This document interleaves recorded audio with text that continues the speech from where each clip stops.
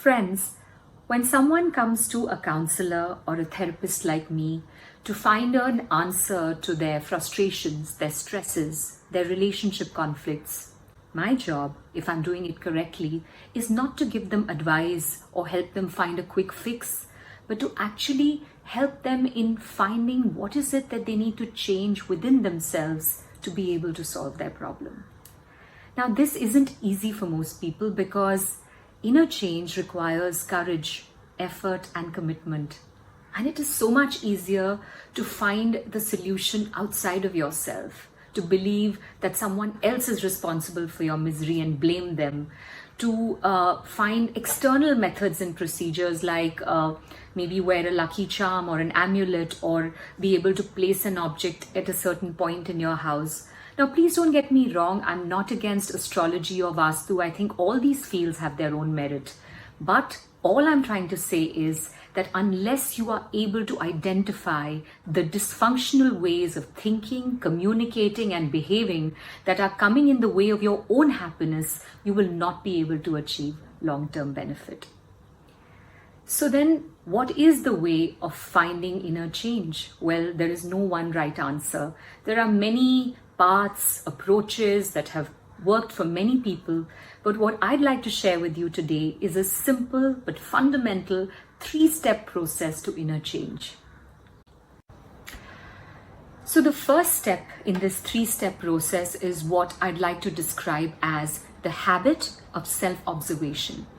Now, we all know or think that we know ourselves very well, our likes and dislikes, our strengths, weaknesses, but self-awareness goes way beyond that.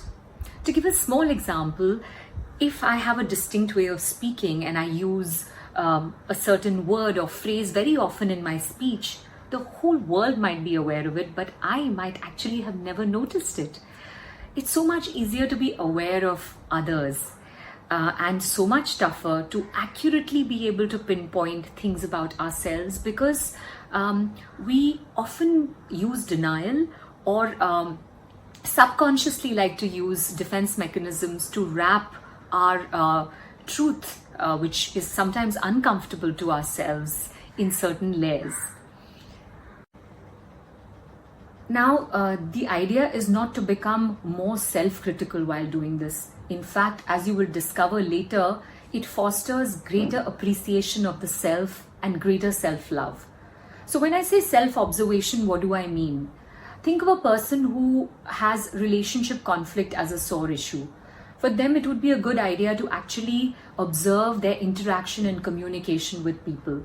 Imagine there's a tiny video camera that's observing, recording what you are saying and how you're interacting, or a phone call that's being recorded for what they say quality training purposes.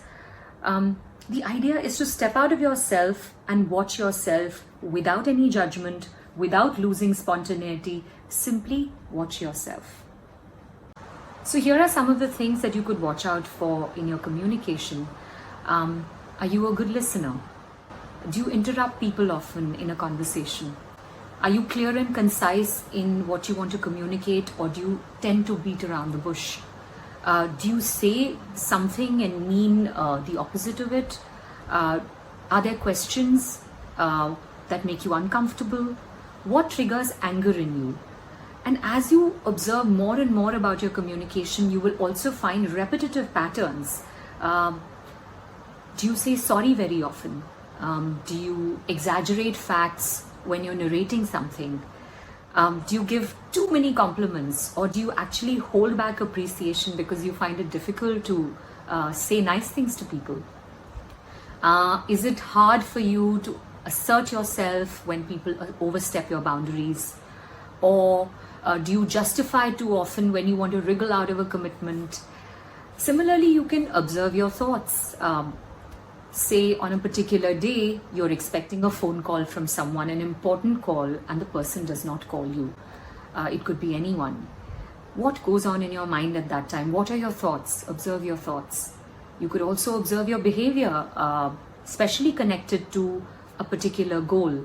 Let's say you want to lose weight, or you have a certain fitness goal and you're not being able to achieve it. Start observing your behavior connected to your food, your exercise, your lifestyle, and probably observe how you pick up ingredients at a grocery store, and you'll be able to find certain patterns that might be sabotaging your fitness goals.